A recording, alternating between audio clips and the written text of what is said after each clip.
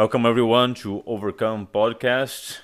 Today I have here with me Coach Dave Greenwalt, and we're gonna talk about his lifestyle university, his program, and also a lot of other things related to fitness. Coach Dave, thank you very much for being on. Hey, thanks so much for having me. It's a pleasure to be here. Uh, David, I'm gonna call you David. I was reading a little bit about your work, and it's interesting that you've been coaching and changing lives since 1987 and online since 1999. I think that you've seen all the changes in the industry and the amount of online coaching that we have today, but you were right there, right in the beginning. Yes, it really was. I still remember when I first, really got immersed in health coaching, online coaching, and doing what I'm doing now. Uh, I was, I had spent, you know, 15 or so years in bodybuilding and powerlifting, and I had competed in bodybuilding and powerlifting. So I'd gotten lean down to that 5 to 6% like you got to do, Uh-huh. Powerlifting. I'm 5'10". I got up to 235 was my heaviest. So I'd compete in the 220 class so I'd bulk up, lean down, bulk up, lean Hmm. down. And at that time in the 80s and 90s, I was also a police officer. And so when I got out of the State Police Academy, I thought I want to start a tiny little supplement company as a part of fitness. And this will make sense in a minute. But I said, I want to start a tiny little supplement company. Just if I could just make enough money to pay for my own supplements, just to pay for my own protein powder, I'd be happy. That was, Yuri, that was the extent of my grandiose vision for this supplement company that I started in this tiny little room. There was no internet. There was no such thing as the internet. I placed little classified ads in the back of bodybuilding magazines back then. Wow. And yeah, Flex Magazine, Iron Man, Muscle Must have Mag. fitness. Yes. Yeah. Well, I couldn't afford Muscle and Fitness early on. Even a classified ad was too expensive for me. You know, we're not talking display ads here, Yuri. We're talking tiny little Yeah, classified all ads, the way to the way back. Yeah. all the way to the back, all the way. And what do you know? Had an 800 number in there, which I couldn't even answer the phone because I was a trooper and I was working 40 hours a week. So people had no idea I was a police officer with this little side hustle back in the early 90s. Um, I was as surprised as anyone when this little supplement company that I started in my home over 5 years grew to about 5 million in revenue and 45 employees. Oh, wow. So Amazing. yeah, trust me, I felt the same way because remember my grandiose vision was just pay for my own protein powder, Yeah. and so by then the internet was here, So it was amazing. I had thousands of customers through that supplement company that I owned, and they knew I had done bodybuilding and powerlifting, and so they knew I wrote about it. I was someone, Yuri, where back then there was no internet, so I actually had to go to a university library and pull research like mimeograph, research papers, bring them back to my office, read the papers, write about the research of supplements and training and nutrition. And so I was putting out a monthly newsletter as well. So when the internet came, people were emailing me and they were saying, "Hey, Dave, don't want to bother you, don't want to be a burden, but if you could just real quick, if you get a minute, don't want to take too much of your time. If you could just tell me real quick how I can lose 30 pounds and keep it off forever." Hmm. And so that's not an answer that fits on a bumper Yeah. sticker. Yeah. You know, I mean, eat less, exercise more. Yeah, I got it. Calories in, calories out. We all hear it. We all got it. But actually doing it is a completely different, a whole nother animal for most people. Hmm. So I gave it the old college try and tried to answer them the best I could, but I realized I was shortchanging them with each answer. And so I said, I've got to really do this right. And I also found here I am running the supplement company. I'm a state trooper. Um, and I said, I'm so passionate about this, about helping people get from someplace heavier, less healthy to someplace leaner and healthier. And so I wrote a book. It's almost 500 pages. And I wanted to make sure I addressed back then what I considered the three legs of weight management. Leg one, nutrition. Leg two, activity, exercise. And leg three, emotional fitness. And as far as I know, I didn't know of another book in the space of transformation that had all three of those legs in one book. Pillars, you can call them. So I put the book out. I created an online coaching environment by 1999, and it was very rough and raw. And there was no fast internet. I did everything with dial-up. We couldn't even be on the phone in the house and be on the computer at the same Yeah, time. yeah, yeah. I remember those days. And so, right, but anyway, I've been coaching people virtually with Leanness Lifestyle University since 1999. I sold the supplement company and went all in on Leanness Lifestyle University just because I was so passionate about wanting to help people make this shift. This is absolutely fantastic. Now, the book was published in 1999 The original, edition. the first edition was 99, and the fourth edition was published in 2002, and that's where I've left it. And the reason I've left it there is because instead of rewriting another book and updating the book, what I've done is I've just continued to update the information we deliver through the online portal. So when people come to the program, they get all the newest, most current information I have, and me as current, instead of a new But book. I'm pretty sure that there are a lot of things in the book that you probably don't need to update that often. For example, the emotional fitness. I think that entire leg or pillar is probably something that you can still utilize nowadays, right? Absolutely. I mean, people for the most part are people. People now are kind of what obviously what they were then as humans. We're dealing with different things in society now. We're in a different place than we were, 20 some years ago.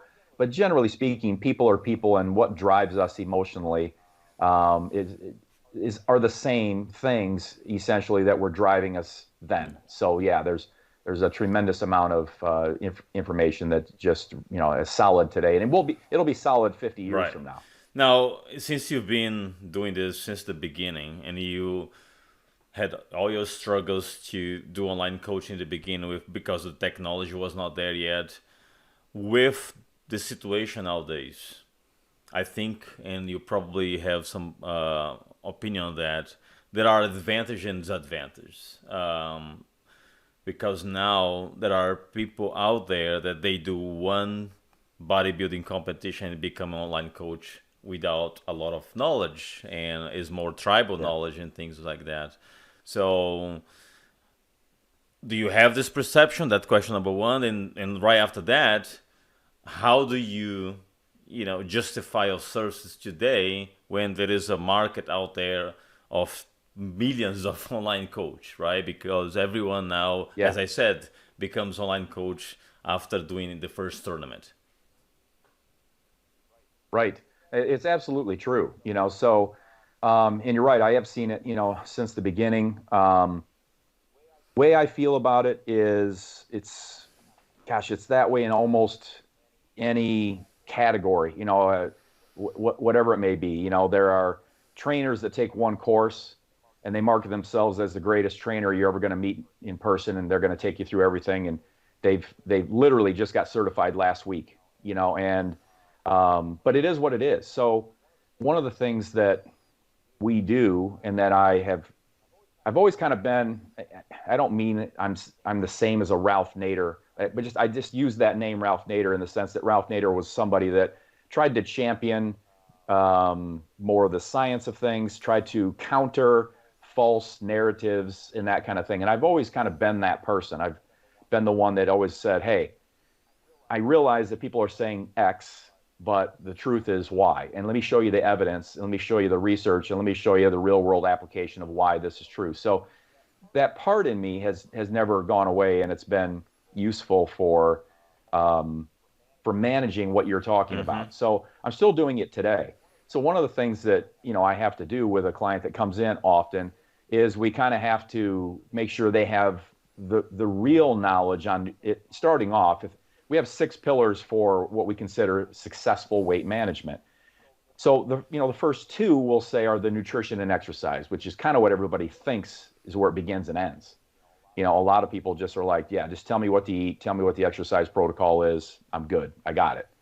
Um, for most people that have struggled at all with weight management, getting to a lighter, leaner weight and staying there, that is not going to be enough.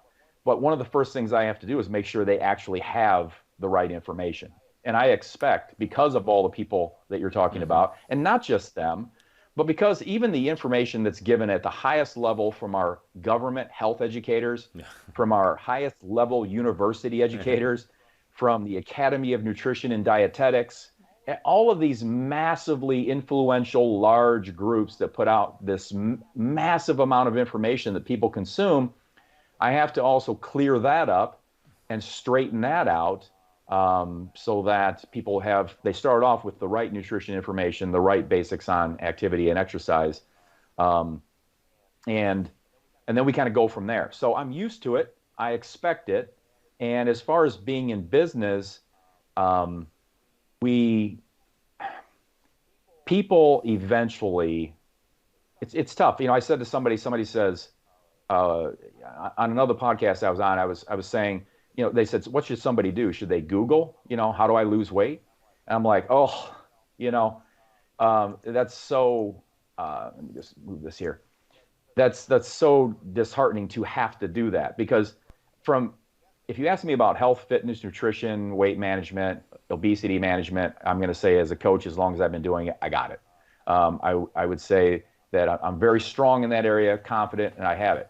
Now, when it comes to just business in general, if I was to Google, um, marketing coach for a health Mm-hmm. business, holy moly, Yuri, you type that into Google, you know what you're going to Yeah. get. Here's the thing. You're going to get hundreds of thousands of listings, and somewhere in there, there's somebody probably good. Yeah. There's somebody probably good at marketing, helping to market health businesses that really know what they're doing and they're legit and all that. It's that same way when it comes to kind of health coaching. So eventually the people that find me were supposed to find me, and I have no aspect that there's any kind of scarcity Mm-hmm. of people who need what we're doing. And we help who we can. We know that there are going to be millions who aren't going to find me. It's okay. There's there's there's people out there that are also trying to do a good job, but there's a lot of people that are not skilled at the real comprehensive view that we take. Absolutely. But it is what it is. I can only control what I can control, Yeah, right? and the other thing is, I'm pretty sure that you also have your clientele that you already built over the years that are very loyal to you. But my question on that, because you talk a lot about weight management, is that the main specialty, or do you also help people to that are already in not obese or anything, but to get even better? Like, oh, I want to build muscle. Can you help me with that? Yeah, we go ahead and just take that super sharp edge knife approach, and we're specialists at weight and obesity management. So anybody that comes to me is going to be at a weight that they don't want to be. They're heavier than they want to be. I can do the other, but it's just not something there are so many people. In the United States, 43% of adults are obese. 43%. We were 15% obese in 1970. We're going to be 50% obese in 2030. Wow. So for the most part, I focus on this huge class of people, who truly need my help to get from where they are to someplace leaner and lighter. And I get it. It's not that somebody who's already at a healthy weight who says, I want to pack on 10 pounds of muscle, doesn't need help and wouldn't be served in really positive ways that way. And for anybody doing that, rock on. Do it. I was a hard gainer when I was a teenager. I used to say the only way I could gain when I was a teenager was to eat till I couldn't tie my shoes. I mean, that's where I was. Now that went away pretty quick. It went away for me in about my mid 20s. By my mid 20s, I was no longer having to eat till I could tie my shoes to pack on the extra fat. But when I was younger, I used to joke that, my cousin and I, who were best friends, we could cruise around on a Friday night, swing through McDonald's and get two quarter pounders with cheese, a large fry, and a chocolate shake. And I was leaner the next day, you know, after doing that when I was 16 years old.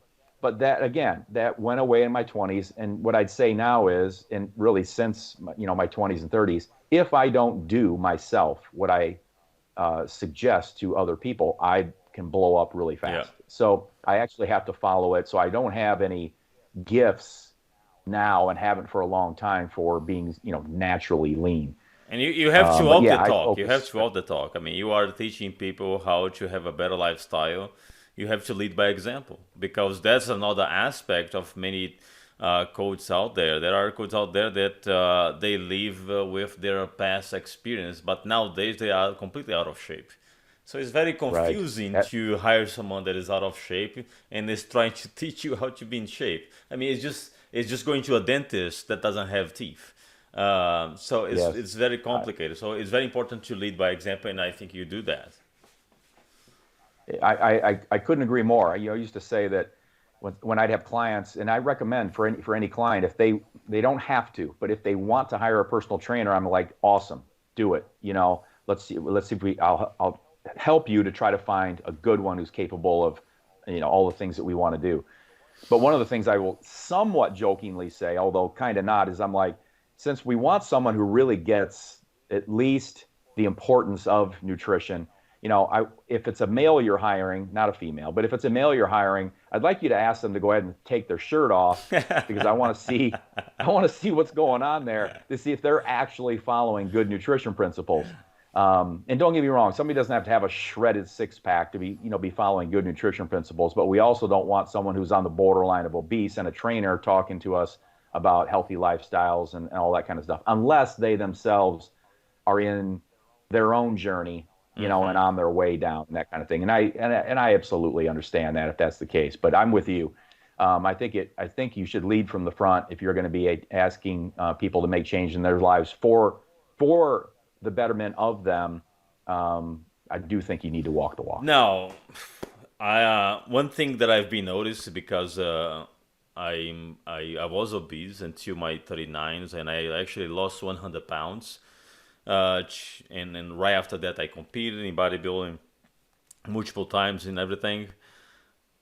I noticed that after my 45s, I'm 48 now, things start to slow down a lot. The recovery takes longer when you do a heavy lifting workout.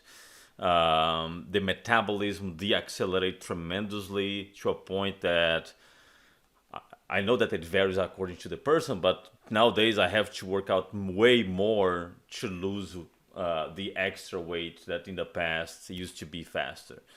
Um, what is your experience training people that are after 40s? And do you have a lot of clients after 40s? Most of my clients are 40 plus, most. As I've gotten older, so when I first started this in, say, 97, 98, I was 32. So I'm almost 60 now, or I'm closer to 60 than I am 50. I'm 57 now. Um, and so as I've gotten older, I've noticed that the clientele has also gotten somewhat older. When I first did it, people were in their 30s, 20s, 30s, 40s, and now they're more 40s, 50s, 60s. That's my average client now. That's the age. I've got clients that range from 18 to 85, but that 40, 50, 60 is where most of my clients are at now. So yeah, I deal a lot with that. And I'm there. I'm there myself. And I totally understand what you're saying. Um, as again, former competitive power lifter and bodybuilder, train heavy, heavy, heavy, all that stuff. No, my body doesn't recover like it used to. There are multiple changes that way. I shared the teenager versus, well, for me, it was happened in my mid 20s, but that teenager experience where I'd still like to get that tiger blood I had when I was 15, whatever that was, that whole, people that, just because you and I are talking about this, people that specialize in, hormone optimization, I just have to laugh because the body's so far ahead of the simple just testosterone and get your estradiol right and we're going to do this and we're going to get your thyroid just right. Don't get me wrong. we want people to be at healthy levels. And I'm not saying don't go to your doctor if you've got a thyroid issue or something like that. I'm not saying don't get on TRT. All I'm saying is that all that I had going on, and so many others, when we were younger, leaner, could get away with anything, duplicating that at your age and my age now, in any way, shape, or form, chemically, I laugh because that's why I say I want that tiger blood. Whatever I had when I was 15, it'd be nice to have, but we don't. So I've adapted, and I work with people every day that have to adapt and figure out how to do it, and we do that. And no matter what age, you can champion this. Yeah, but you touched on a so important point because people nowadays they think that TRT is the solution for everything. In the reality, it helps, but as you said, the youth is just totally different. I mean, your Yeah, stamina, your level of awareness, alert, recover, everything is different. So yeah, if you are going to a TRT thinking that I'm feeling like 18 again, don't lie to yourself because it's not really like yeah. that. It definitely No, not. I used to play soccer and finish a training and go into a restaurant and eat like two pizzas just by myself and gain zero weight. sure. If I do this today, Right. next tomorrow I'm gonna be 10 pounds heavier. Yeah, yeah. If you breathe in too deeply around those two pizzas now, you're gonna see it on the scale the next Yeah, day. it's incredible how the body changed, and that's why I also don't really like that marketing strategy that says age is just a number. Well, it's very good marketing terminology, but no, it is not. Because yes, you can continue to evolve within the new parameters. You cannot use the Right. old parameters to say, I'm gonna go back to that performance. No, no, you're gonna continue to improve, but within this new reality. Yes, I say all the time, Yuri, that we've got to redefine the win. Exactly. You Yep. know, and it doesn't mean you're copping out. It just means, look, let's face what is real. Now, as you and I are talking about this, I want to make sure listeners don't have a mindset, because I know you don't, but I want to make sure they don't. I want to make sure they don't have a mindset that you're in your mid to latter 40s. I'm in my latter 50s. In no way, shape, or form do I think at all that we still can't do amazing things. However, and anybody out there, you can achieve, first of all, anybody out there, I don't care what your history is, I don't care what your background is, genetic, failures in the past, um, addiction, no matter what you've got going on, you can get to any healthy weight you want, any healthy weight you want, and you can live there, plus or minus a little bit, that little bit of ebb and flow that's natural and normal for being a human being. You can live there for the rest of your life. Don't let anybody ever tell you that you can't. You can. And I don't care if you're in the mid 40s, 50s, 60s, you've had hormonal changes, you're noticing the things you and I are talking about with regard to, recovery rate and stamina and whatever it may be, you absolutely can still get to any healthy weight you want. And depending on, how advanced you are with muscle, unless you're someone who's been training for, 20 years consistently, trying to pack on muscle, you can put on muscle and you can put on substantial muscle in your 40s, 50s, and 60s.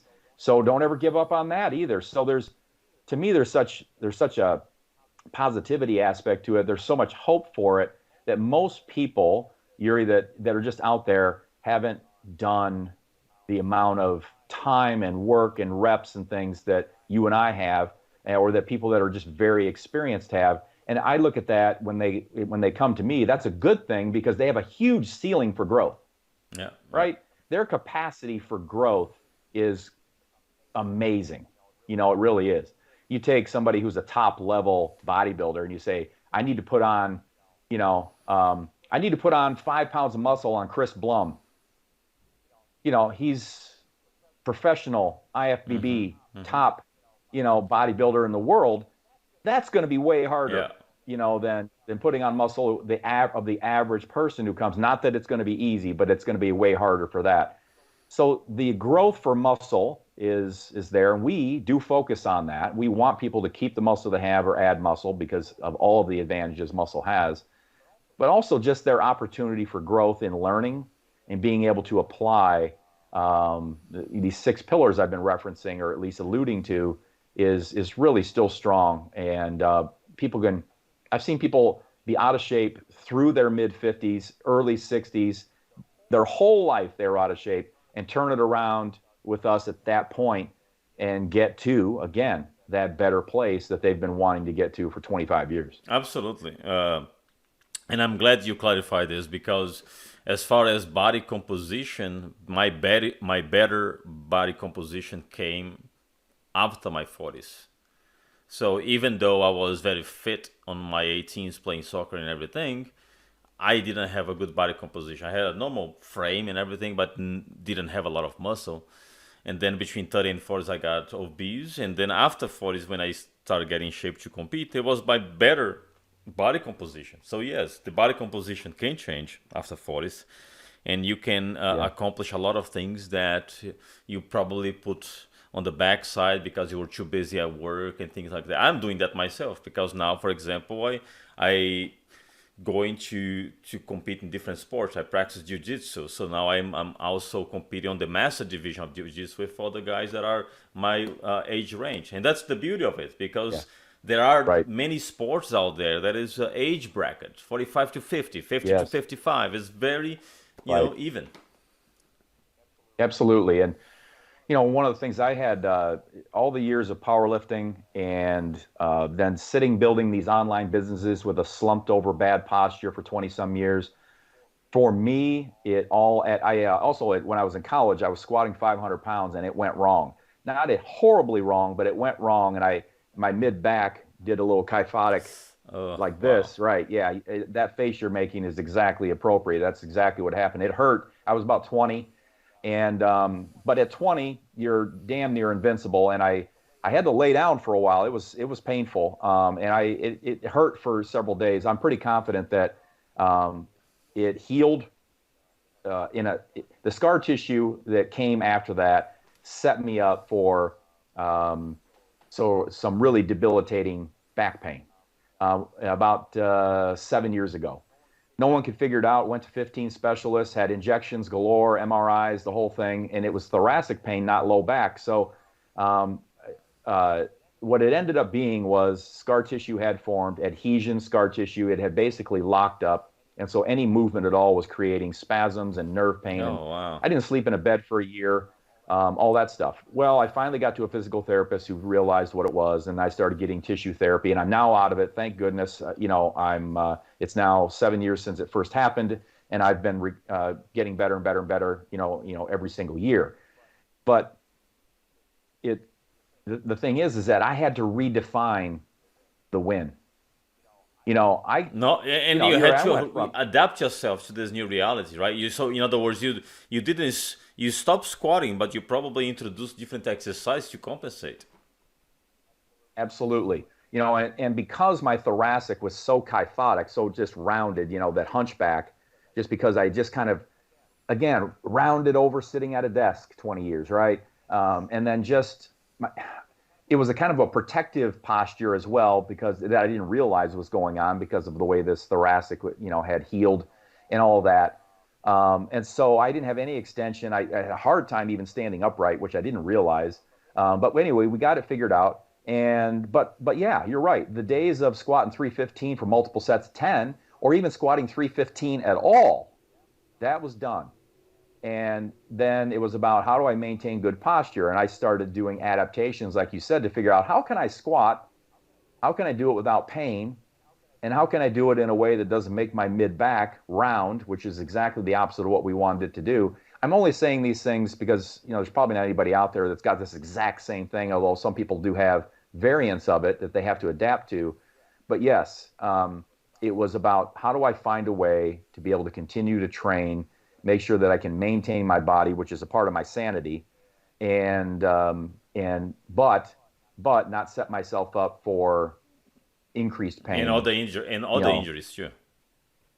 and yes, and more injuries, and just continuing to just um, have this injury that I already had be exacerbated. So, and I still adapt. So one of the things I did is I was like, well, I'm not going to compete in bodybuilding. Definitely not doing powerlifting. That heavy one rep stuff is out. I'm done with that. And I am still done with that. I did competitive stair climbing for a few years. Now, I still trained with weights.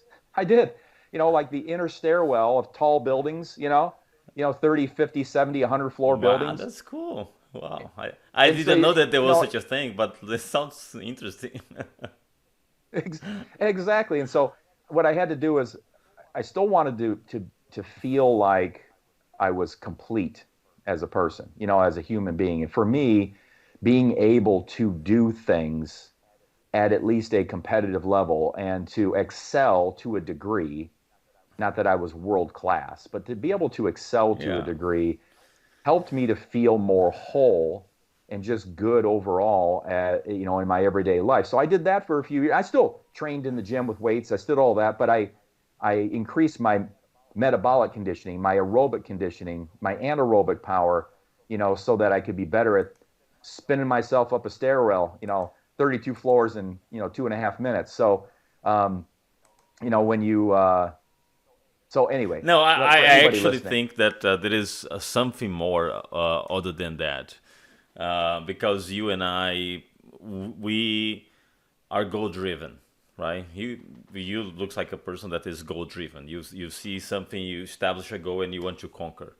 And people that are very goal driven, they need something to challenge them, um, to go after, not only to stay healthy, but some sort of competition, to feel like you are preparing for something. At least I do. Um, I don't compete in bodybuilding anymore. My last one was in 2021. I mean, 2021 was my last competition. Competing a lot in jiu-jitsu, but finding new tournaments, even if it is in different sports, motivates me to follow a regimen, to know that I have something to look after, and then prepare for that. So at least I think it helps to have a goal. People that they do things without having a goal in mind. Even if the goal is I want to be good for the summer so I can put my speedo and look good, right? But I think yeah. that is we need a goal. Yeah, it's there. No doubt, I'm driven that way, and so that's definitely a big part of why I have continued to look for things. The CrossFit Open is about to begin next week. The CrossFit Open will happen. About 400,000 people will do the CrossFit Open. It's one workout a week for 3 weeks, and like you were talking about age categories. In the CrossFit Open, I'll be in the 55 plus group. All right. And then there's even RX or scaled and all these things depending on what level you are and and where you want to be. So I'm going to be doing that because for me, um, it allows me to not have to train as heavy. It allows me to be more this thing fit, overall fit. Fit meaning if a good cardiorespiratory endurance capacity, anaerobic capacity, muscular endurance, and muscle strength. Enough muscle strength. Do I have the muscle strength I had when I was 25, 30 in powerlifting? Absolutely not. But I have an engine that I never had when I was 25 or 30. I have a stronger cardiorespiratory aerobic capacity engine now than I ever did when I was 25 or 30. So that's like you. That didn't happen for me until I didn't start even doing that until I was 48 or 49. Didn't start trying to build that engine. Wow. But I realized if you're going to do, I only do CrossFit once a week, so I'm not a zealot, but I do enjoy it when I do it. But I also realized when I first started CrossFit that if I didn't build an aerobic engine, I was going to die because you know because if you know CrossFit, it's about Yeah, doing X amount of work and X amount of it's time, and tough. there's a certain volume. Yeah, And and for me, my head works with that for whatever reason. The suffering of that, my head works with that. yeah, and on the email that we exchange, one of the things that you talk about is willpower, right? And I think that that really is what drives you to go over that pain threshold. Because if you start really working out, you don't really feel you did a good workout until you have some sort of pain that you're like, oh, now I feel like it was a good training. At least to me, if there is no pain involved, I don't feel like I did a good training. It's that I really understand it. I have. I will say that I've got you by almost 10 years, so I will say that in over the past 10 years or so, my mindset has adjusted where I am more performance based rather than does it cause me, X amount of pain. But don't get me wrong, I still get something mentally if I'm sore the next day. And I fully know, and every your listeners should all fully know that muscle soreness is not a great indicator that you had a great workout and on and on and on. But for those of us that have been doing it a long time, who are, I'll just say, addicted to what we do to an extent in a healthy way, um, assuming that's the case, I still get, I still like, okay, yeah, yeah. Yeah, I like that. And then, of course, having some burn or whatever, the right kind of pain. We Right, don't right, want the right. joint Yeah, pain. absolutely. And everybody knows that that's what you're Right, referring to. it's a You're not healthy pain, and to me right, sometimes it comes from not really from lifting. Sometimes I just finish my workout with a hit session, right, and hit for right, me is one of the best cardios ever hit because it allows me to push myself to that limit where my heart rate is going up and I'm going to that zone, and that's what I'm right. chasing. That's exactly what I'm chasing. Yep. And you mentioned, that we focus a lot on willpower. And there's a big misconception that I find with clients. I said when a client comes to me, one of the first things I have to do is kind of clear out the misinformation regarding nutrition and exercise and make sure they've got the most accurate. It's a combination of evidence-based science and art. It's a science and an art between these two. 40 years that I've been doing it, 30 years that I've been coaching, there's a science and an art, and I'm going to apply both, but I want to make sure they've got the right information. But a lot of people think they don't have any willpower. They have failed a number of times at losing weight and keeping it off, and they think that sometimes they're just barely have enough hope, but they mostly think that they're kind of destined to just be where they are. Yeah. They have just enough hope to say, I'll try this one more time, but most of where they are is like, it's probably not going to work. That's sometimes the mindset when they come in. They might be just a little bit hopeful. And a lot of times they think they don't have any willpower, but I want to, if I can, I want to try to set it straight for your listeners here with regard to that, because you do have willpower. You've demonstrated it many, many, many times in the past. Anytime you've ever accomplished anything that took a long time and was difficult, you had willpower. But here's the thing. And by the way, I'll say what willpower is. Willpower is the ability to do what needs to be done when it needs to be done, whether you feel like it or not. All right, so what drives the ability to do what needs to be done when it needs to be done, whether you feel like it or not? What drives willpower is why power.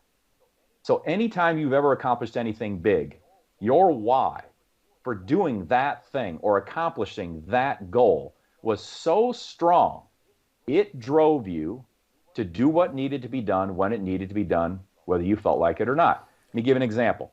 If you work for somebody else, when's the last time you were late? Oh, I don't even remember. Right? Yeah. Right? I mean, yeah, it's so rare. And that's the answer most commonly. And you go, well, is it because every single day you went into work, you were in a good mood, had plenty of sleep, the kids weren't grabbing on your pant legs, you never had an argument with a spouse, you weren't sick, you didn't get the bad notice of a financial downturn, you didn't have the stress of a tax audit, you didn't. Of course you did. We all have stuff. And I'm not saying we're all in the same boat, but we all have life stuff that is stressful, and we're lacking sleep, and we are upset, and maybe we just got done crying about something or whatever it was, and we still went into work, and we still went into work on time. Why? That takes willpower to do that. Why'd we do it? Because it's so important to us that we go into work for all the reasons that you go to work, for the money, for the feeling of contribution, for all the social, whatever, all of the benefits. Even if it is mostly a money-based thing, it's so important to you that you will do it when it needs to be done, no matter what. Yeah.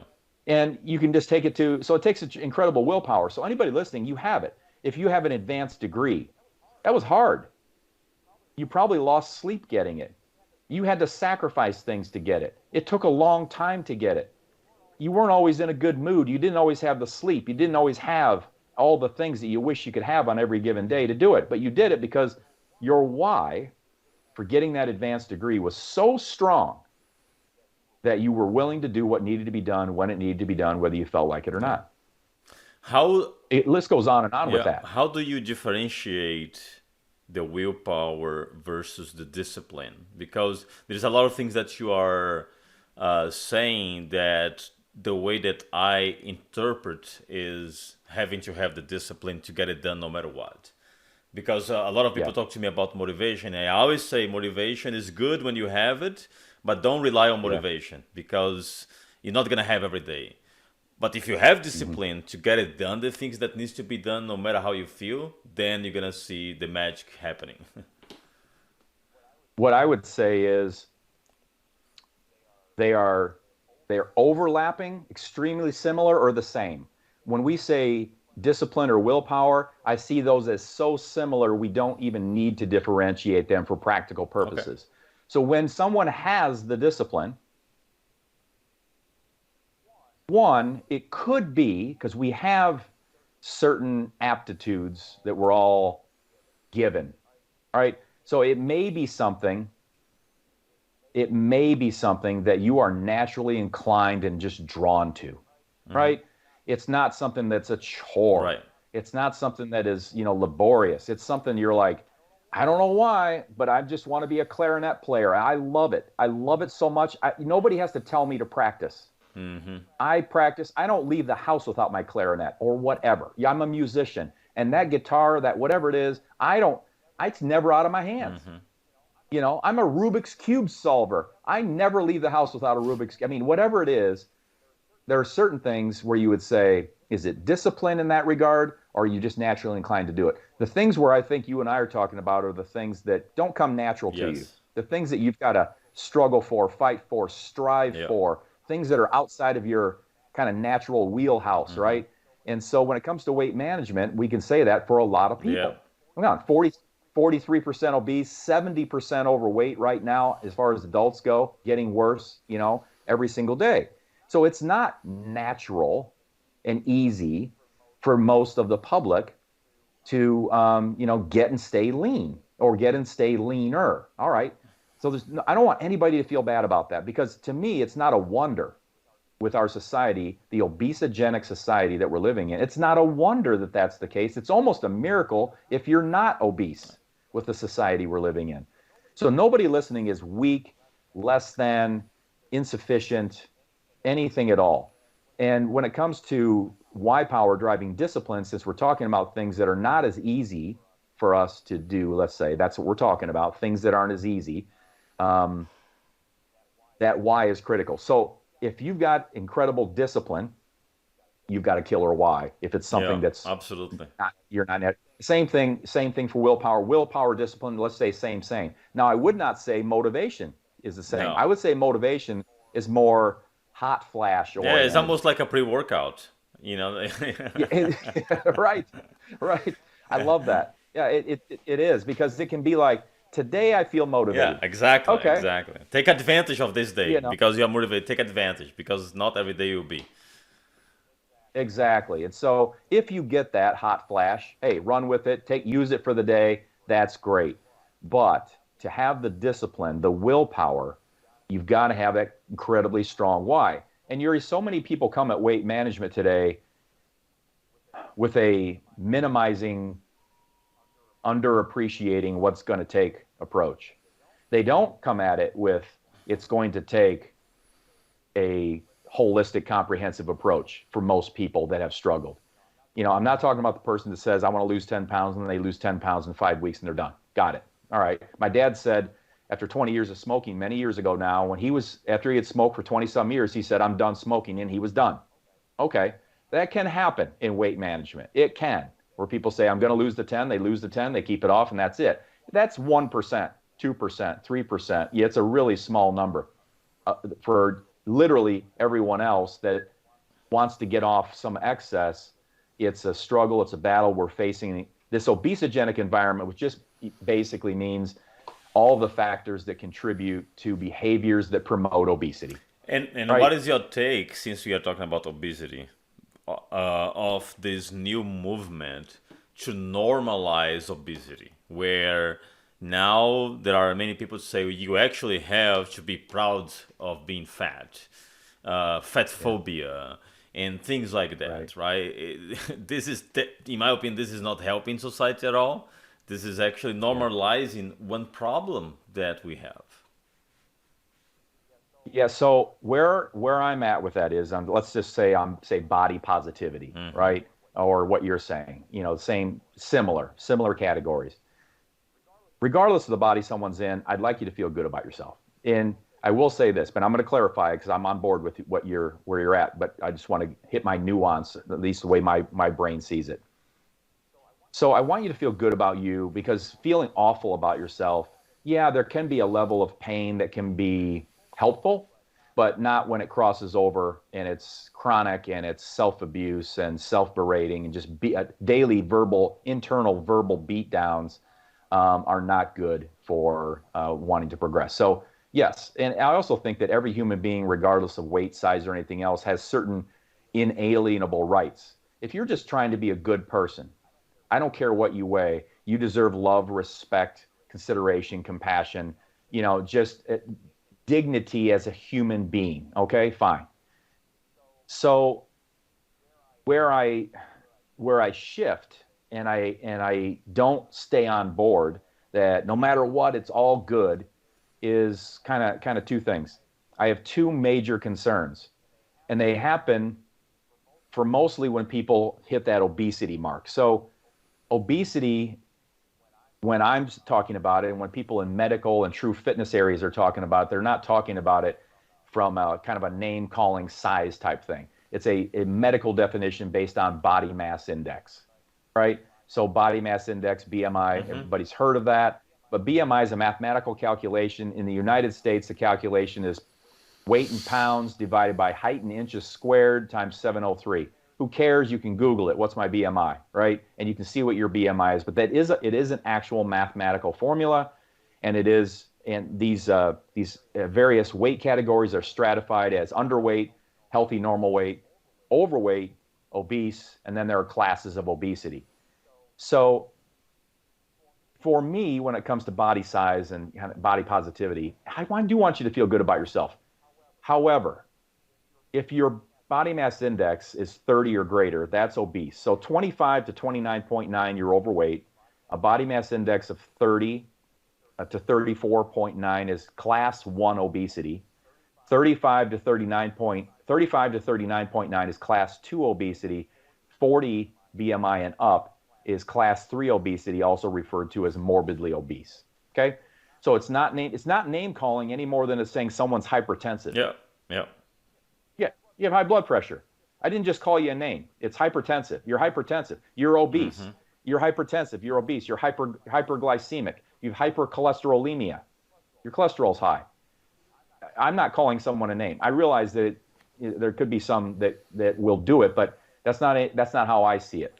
My concern is I'm concerned for the person who's obese because at that level and higher, especially, the risks of cardiovascular disease, diabetes, cancer, autoimmune disease, non-alcoholic fatty liver, and on and on and on. Those risks go up.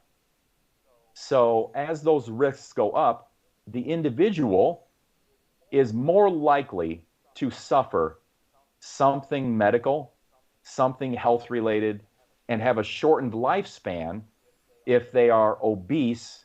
And the higher the classification of obesity, the more likely they are to suffer a health related incident or a shortened lifespan or less ability to be mobile later, independent movement, all of these things.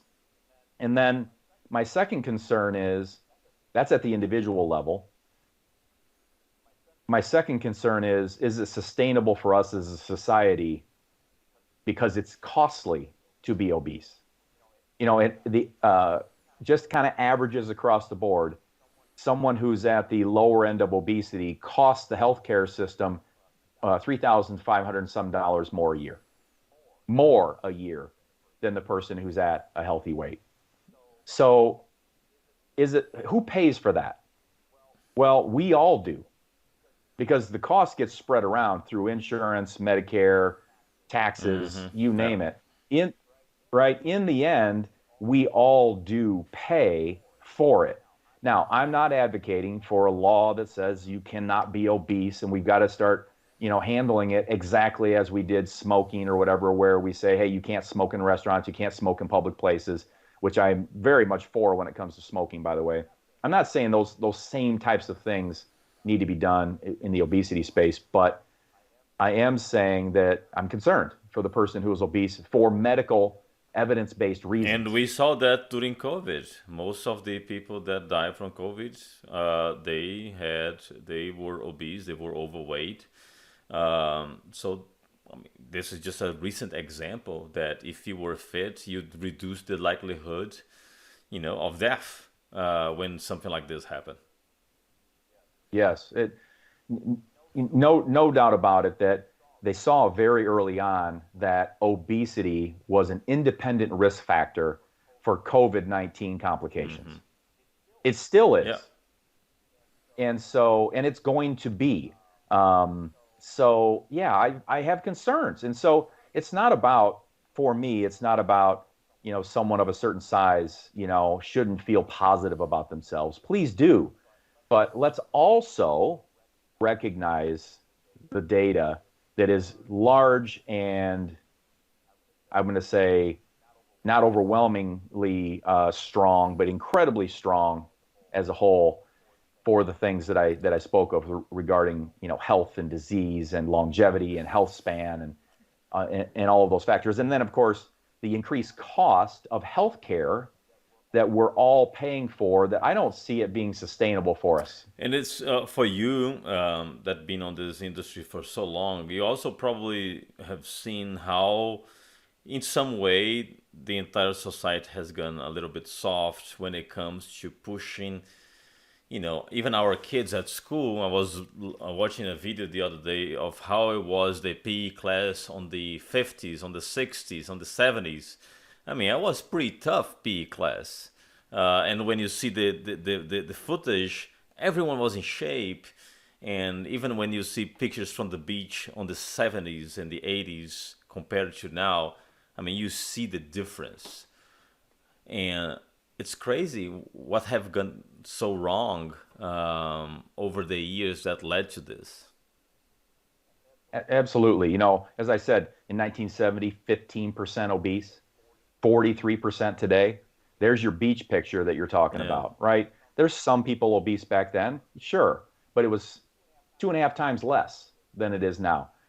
And so I should at least say, before we do run out of time, I should at least say that, in my view, the single greatest collective factor for why obesity is where it is and why people are struggling so much is the increased use and all things that promote the increased use of ultra processed food.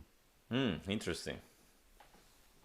Yep. So, including the fact that ultra processed food is addictive in and of itself. So, you've got an addictive quality to ultra processed food, which feeds itself. Okay. Even if there wasn't marketing huge behind it, which there is. I mean, Yuri, when's the last time you saw a chicken breast and broccoli ad? Yeah, rarely. Right? Okay. Now, when was the last time you saw a Doritos Oh, ad? every Yesterday. single day. Yeah.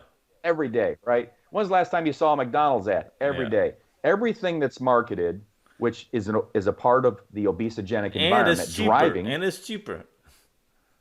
that's another obesogenic factor. Price and convenience are obesogenic factors, meaning they promote the overconsumption of ultra processed food, which is obesogenic, meaning it helps drive behaviors that contribute to obesity. So you're right, price, convenience, hundreds of thousands of fast food restaurants. So we have numbers of location now compared to 1970. Holy crap. The number of fast food restaurants now compared to then, unbelievable. Convenience marts now compared to then, come on, 24/7 Yeah. access, all obesogenic factors. Add in How about the fact that we've got this monkey banana relationship going on that I say is it's that way for all of us, Yuri. We're all monkeys looking for various bananas. The bananas are what motivates us, and we're just monkeys looking for bananas. So I like to look at it not so much from a judgmental. It's a bit of tongue in cheek, of course, but it's like what's the motivator driving some of these decisions that are made at the top level. So when we look at politicians that get to set kind of laws and policy regarding big food availability and all that, ultra processed food, they're monkeys. These politicians are monkeys, and the bananas they want are to be reelected and money and finances for their next campaign. Okay? Don't get me wrong, I'm not saying that's the only thing they want. It's just the primary thing they want. Politicians first want to be reelected, even more so, and from what I've seen, than serving their constituents and the people of the United States. But so the bananas that drive that are getting reelected, and it takes money to do that. Big food through lobbyists funnels money into those people's campaigns, gets them to vote on policy and laws that helps continue to support ultra processed food, manufacturing. Don't change anything. Let's make sure that it never goes away. Let's make sure there aren't any limitations on what's on the garbage that's in the ultra processed food.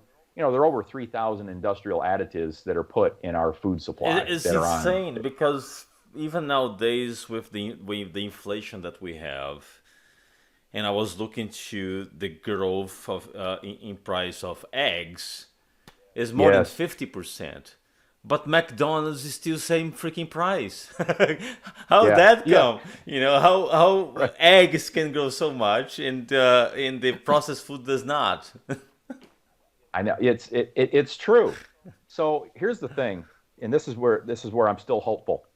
I'm not negative on just in general. I'm not a negative person, but I'm a realist, and I want to look at what are we really looking at. So I don't look at politicians wholly as this evil, malevolent people. No, and I don't even look at people in big food as evil, malevolent people. That's not what I'm saying. These are people doing their thing. People that work for big food, they're going to work. They're trying to support their family. They're mostly just trying to do good by what they do. It just so happens that what they're doing is killing us. And um, so big food is a monkey. All right. What's the banana feeding big food? Us, yeah. Profit. Profit. And so how do they get profit? They get you and I and everyone else listening to get hooked. And I'm not using that word accidentally. To get hooked on their products, to get us to have us taste their product, eat their product, have dopamine go off big time in our brain. And when dopamine fires, it says that's a positive thing that you definitely want to remember and you definitely want to do again. So when you have the Doritos or the cakes or the cookies or whatever it is, all processed, ultra processed garbage, the dopamine goes off and says, do it again. And so you do. You remember with Lay's 20, 30 years ago, bet you can't eat just one. That was their slogan, and they were right. We couldn't eat just one, Yeah. and we still can't eat just one. If for certain people, it's important they know that if they feel weak, if they feel like their willpower is just tested constantly, it is being tested constantly with this obesogenic Yeah. environment. And if you're consuming a substance that can be abused like a drug, you will continue to have the craving and the drive and the brain noise going off that says more, more, more, do it again, more, more, more. I'm not saying people can't have some ultra processed food. I'm not saying that people have to go to zero. That is not realistic. I don't do that. But I think that people are unaware. First of all, they're unaware that they need a why much stronger than they think. Yeah. Because they'll come in, they'll say, hey, why do you want to lose 30 pounds? I just like to feel better, man. I'm sorry. That's not going to work. That's a start, but that's not where it can end. Because if that's where it ends, tomorrow when you wake up, you're going to forget why you even wanted to do this. Yeah. It's a very shallow reason. So that it is. It's too shallow. It's not been explored enough. It's not been developed enough. We haven't drilled down into what is really driving you to want this. Because when I say that, I'm talking to the people that have struggled. I'm talking to the people have said to themselves 6, 8, 10 times a year, or 2, 3 times a year, but for the last 10 years, this is going to be my year. Mm-hmm. I want this. I'm tired of being 30, 50, 70, 90, 150 pounds overweight. I'm tired of it. It's going to be my year. But they haven't championed it yet. I'm saying to those people who have struggled and haven't championed it yet, and yet is a key word there, because you can, the why needs to be stronger than you think. Going to have to look at, are you addicted to some ultra processed food? Because you're not addicted to real food. If so, what I call a personal abstinence plan can be developed. It doesn't mean that's gone forever, okay? But it may mean that at a certain time of day or at a certain place or in a certain situation, we may have to reconsider whether that's something that you can have on hand. That was a very interesting approach, Dave. I really like that you are bringing so much information and clarity on this subject. I think that this will put a lot of people to reflect, mainly when you push so hard on the why. And I fully agree with you, the why is so important. And if you don't have a good why, and that's probably the reason why a lot of people, they lose weight and then they gain weight again, right? Because they didn't have a very strong why. So thank you very much for joining the show. Wish you luck on your business. And what is the website that people can reach out to you? You bet. Just real simple. The name of the company is Leanness Lifestyle University, and the website is lluniversity.com.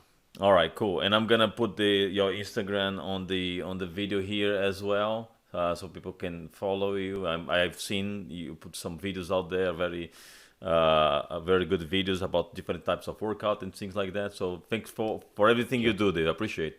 Same to you. Thanks so much for having me. It's really been a lot of fun. All right, everyone. Thank you very much for your time today. Make sure to subscribe, Spotify, Apple Podcasts, and stay tuned for more.